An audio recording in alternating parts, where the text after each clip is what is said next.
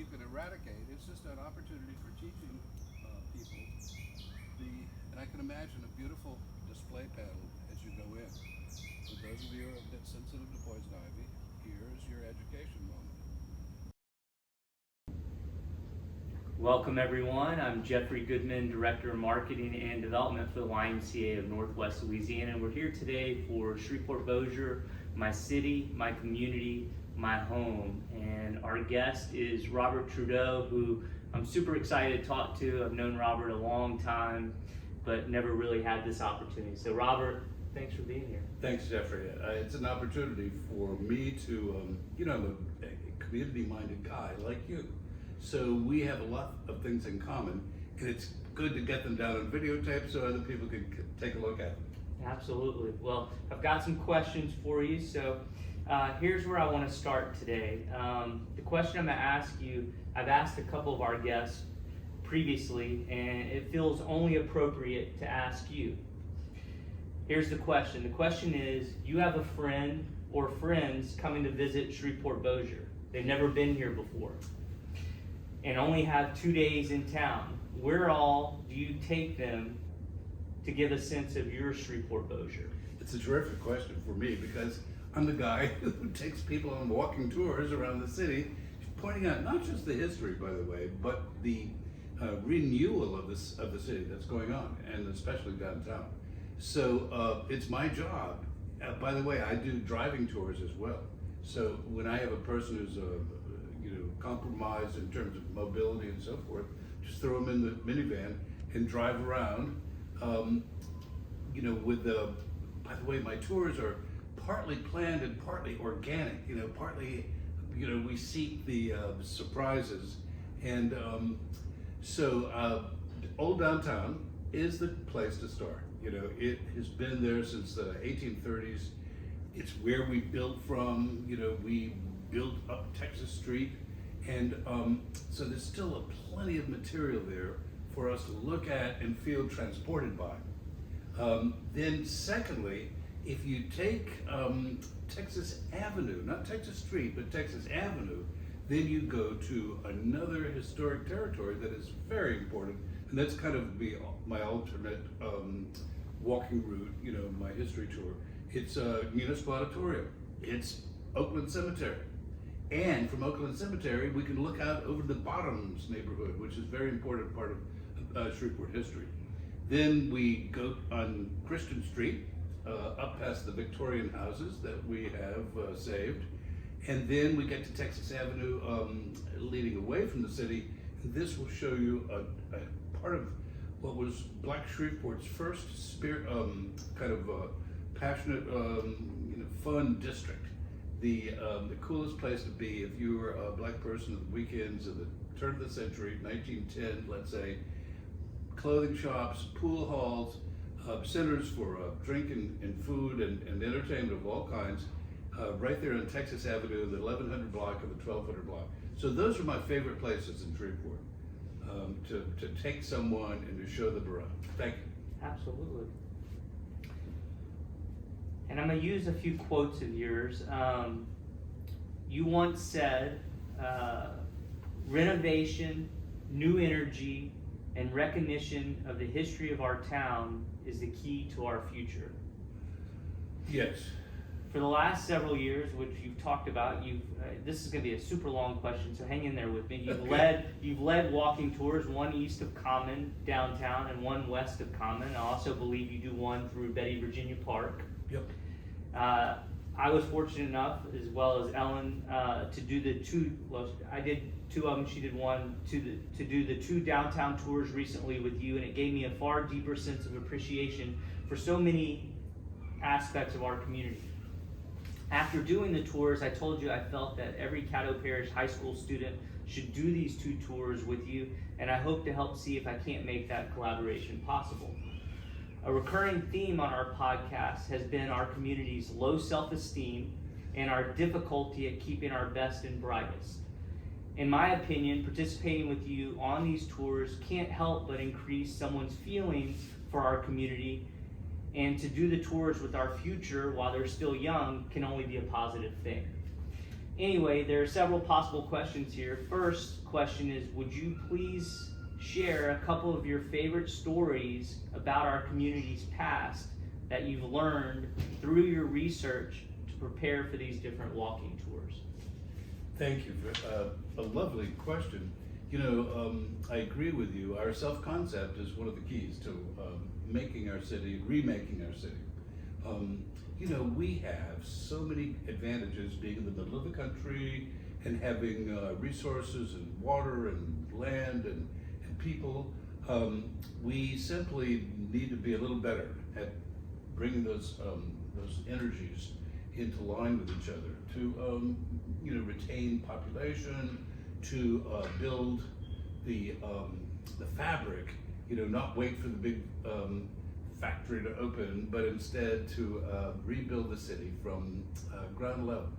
So that's what I feel like I'm in the business of helping people do that, is to show them what we've done, show them the way it was, show them the next thing, possibilities.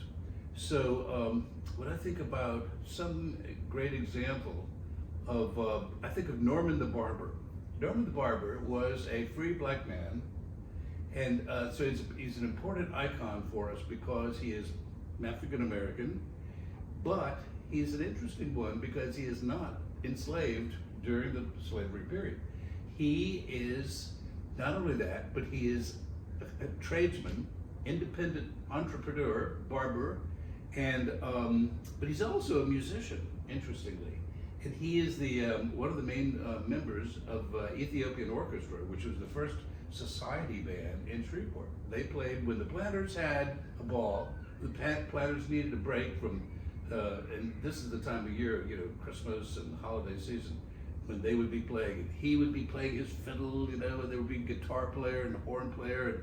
And it was a group of men who had city council permission to violate the curfew laws that guided black people's lives. And they could stay out later by virtue of official decree so that they could get more rehearsals in. So it's an example of bending the rules a little bit, of encouraging the arts in our town, encouraging the ways that we naturally work together. And so Norman the Barber, Norman C. Davis, today, by the way, there are 2 streets in downtown Shreveport that are named for, there's Norman Street and Davis Street, because we came to recognize as a city the power of this man's personality. He was at a time when black men need not to think of opening a business on Texas Street. This is for white folks. He had a business on Texas Street. He was a barber. He had a barber shop in one of the best hotels downtown on Texas Street. So he triumphed that way, and then later, a friend of his, a realtor, a prosperous gentleman who realized that he could help Norman move ahead by cutting a really nice real estate deal that favored Norman. And he sold him a plat of land on Texas Avenue, which at the time was out of the country, you know, not in the downtown area. And Norman sat on that for a while, thought about it, learned more about real estate, learned how to divide it, and then began to sell. As the city grew, all of a sudden he was in the great position of having land that was valuable, more valuable than anything that he paid for. So he became a wealthy man in the process. He taught his son how to be a realtor and developer in the process. It's a terrific story about how the ideal life in Shreveport grows and happens and helps everyone. Any other story? Like, is there one other one just that you just love about our past that was just, you know, a huge discovery for you? Because again, Ellen and I think every single person in Shreveport-Bossier should go do a tour with you, because it was so eye-opening for me, so inspiring. There are things I will never look at the same. There are things I will never discredit or ignore again. Having now have some foundation and some education and some a lens through which to see it. And so, you know, I can't recommend highly enough to everyone out there that is interested, or not even interested, everyone out there who lives here, to go do this with you. So Well, thank you. Boy, it feels good to have that response and that recommendation, because it's, you know, history is a difficult thing. Most people look at history as something pretty boring, but I don't. So I want to try to transmit my enthusiasm about what happened then. It's like reading a novel, you know?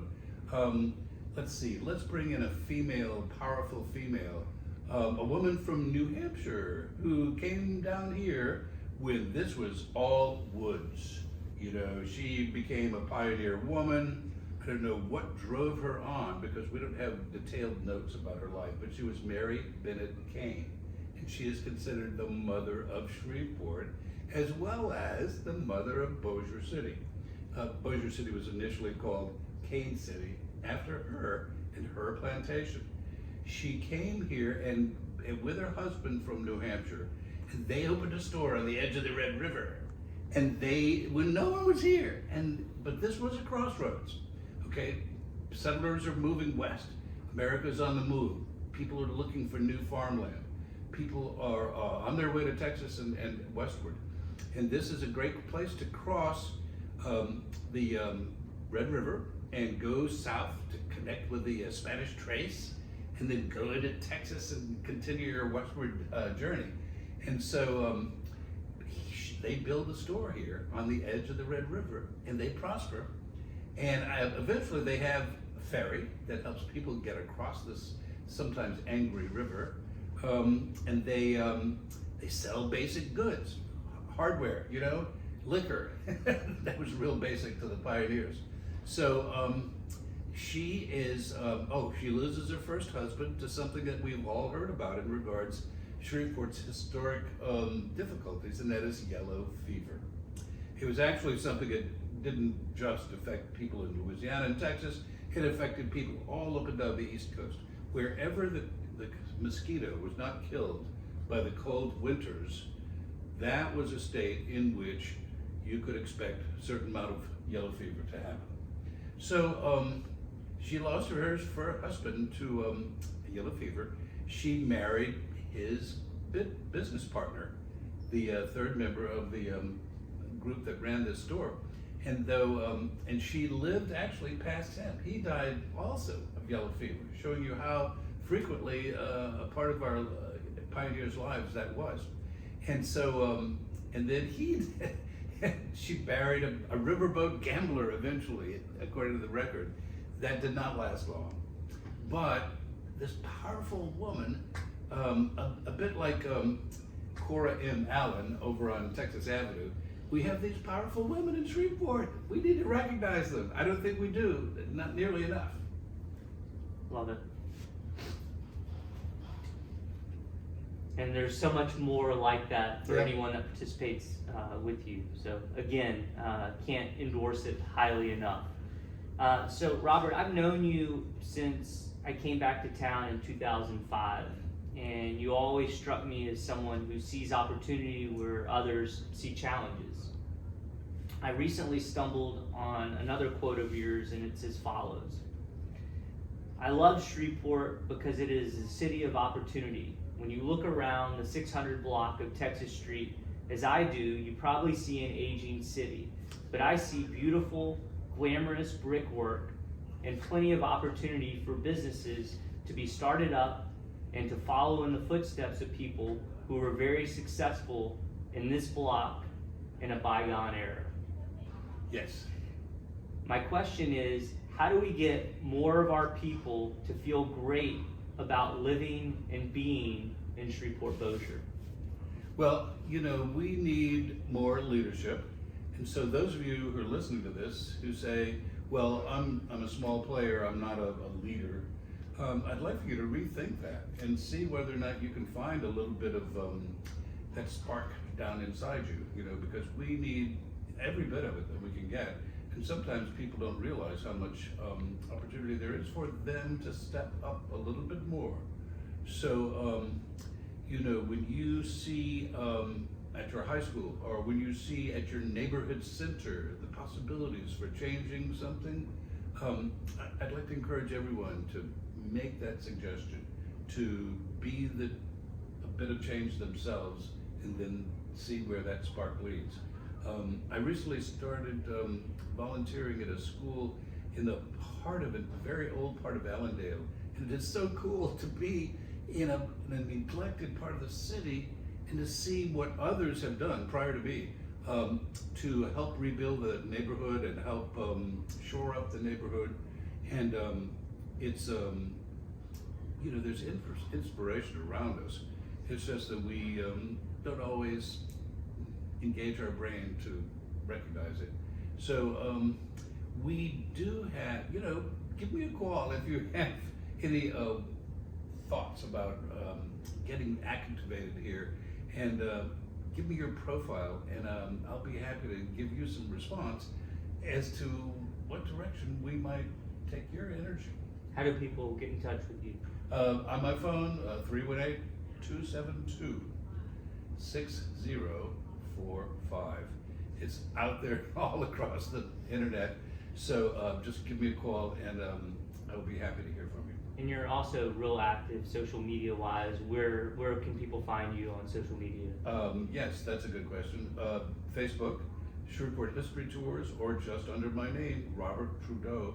And then Instagram, there's Trudeau111, and there is also Trudeau.art. Those are a couple of places that especially people who are Instagram minded can find me active. Perfect. Well, Robert, at the end of 2016, I think this is right, after 35 years, you retired from teaching at Caddo Magnet High, where you had taught world geography, video journalism, and fine arts survey, maybe other things as well, but I know you taught those subjects. Yes. As someone who spent a career with our young students, my question is, how do you think we do a better job in the future of convincing our best and brightest to come back here after college? Well, that's one of the key questions. People leave. My own children, some of them who went to Caddo Magnet, a couple of them graduated from Bird. They live in Texas or in New Orleans, because that's where the work is, and that's regrettable. They would be and they were once upon a time, such good citizens of our city, but we've lost them to the job opportunities. So we need to develop more job opportunities here. And actually our high schools, because I worked in them, I know that they are kind of laboratory for development. And you watch the students in fact, I love the fact that Bird High School now has a hydroponics department. That is so cool. That leads to careers, that leads to deeper thinking, that leads to wider thinking than ever. So, and perhaps to healthier eating, So these are, it's a good example, in my opinion, of how to push a little bit more in a gentle way toward opening up Shreveport and making it more appealing for the future. So high school programs that involve students in innovative ways, I'd love to do walking tours. I think I will be doing them. Caddo Supervisor Keith Burton thinks well of my program, so I think I'm going to be doing a lot more of these. And the main thing is get them out of the classroom some of the time. Yes, there's time for academic work in the classroom, for sure. But some of the time they need to be released from those desks and go out of the street, in the territories. At Caddo Magnet, I was lucky to have YMCA, very close to the campus.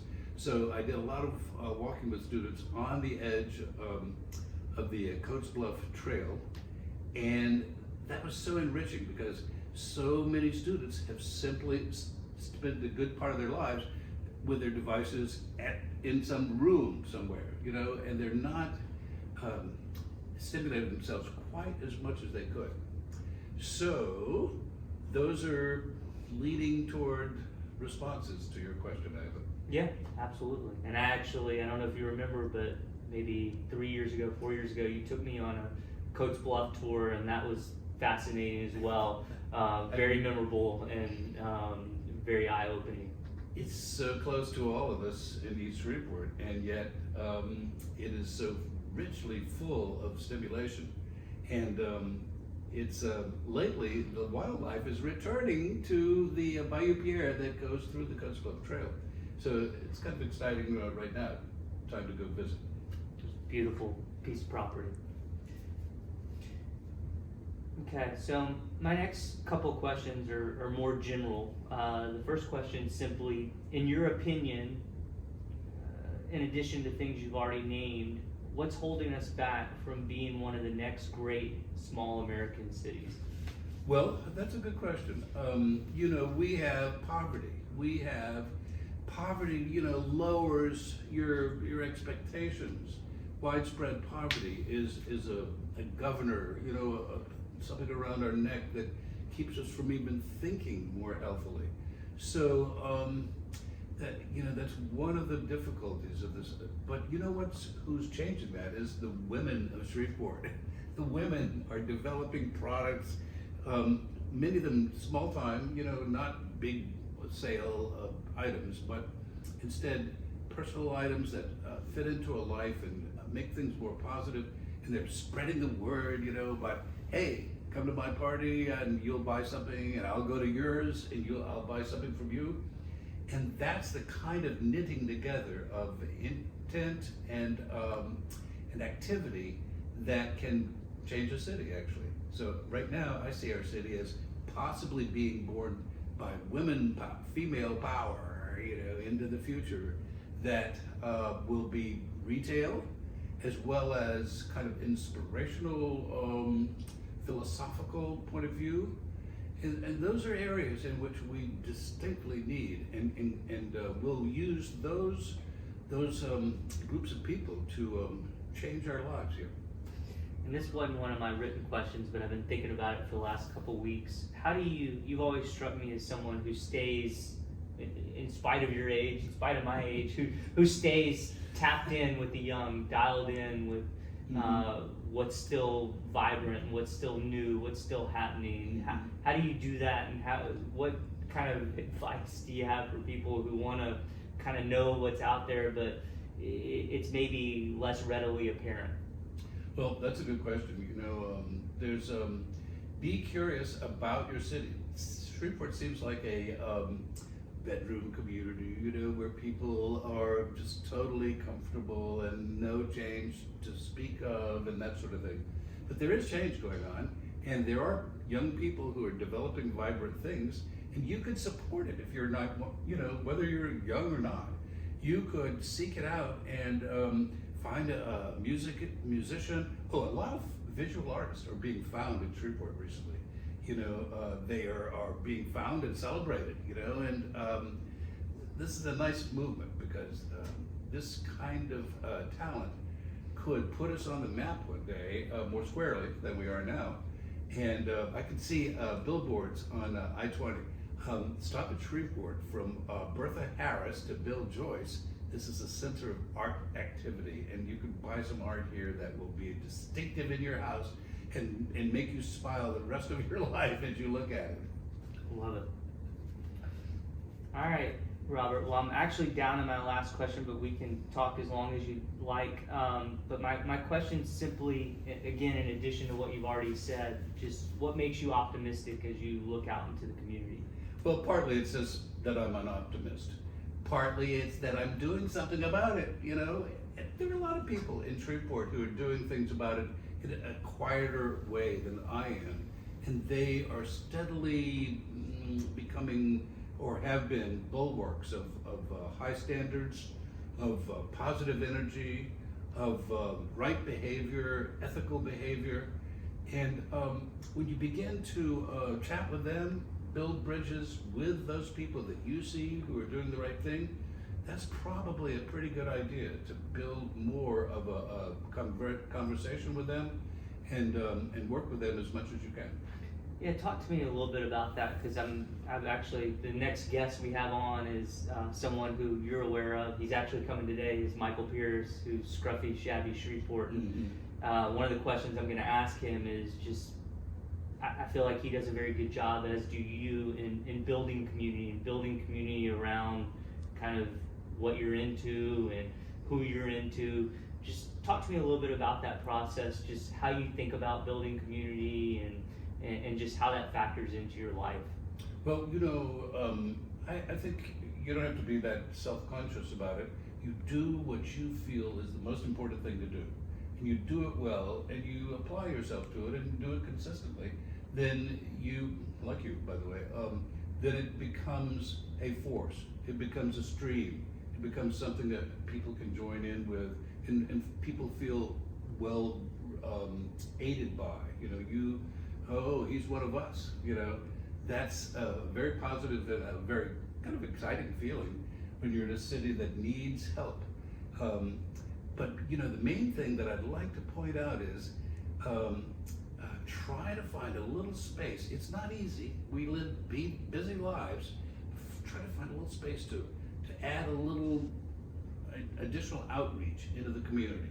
It doesn't have to be a volunteer necessarily situation. It can be just a little adventure outside of your, just a little more chatting with your neighbors sometimes is what it takes. That helps our city become even a greater source of energy. Is there anything else you'd like that we didn't cover that you'd like to mention? I didn't talk Mardi Gras. I know we could talk hours about Mardi Gras, and we could talk hours about the history. We could, and I would enjoy it. But if there's anything else you want to mention, because like you said at the beginning, I mean, we are kind of telling the story of the community, and we are trying to put down some of this history that may have been forgotten or maybe lost otherwise. And it was never mentioned. One of the remarks that I hear on my tours, they never told us that. We never learned that. And I feel good about what I can add, because truly, teachers don't necessarily have the resources or the time to do the kind of background on our community that ought to be done. So I have a role to play, and that's exciting for me, and I hope for other people. Certainly it is for you. So look around for those opportunities. And by the way, those of you who'd like to drop me an email, question, suggestions, that sort of thing, I'm very open to that. So he is, and he's super responsive, and I think that's part of why you've been so successful at building community too, is you're very accessible and you're very responsive. Thanks, Jeffrey. I've enjoyed this. Thanks, Robert. Great to have you.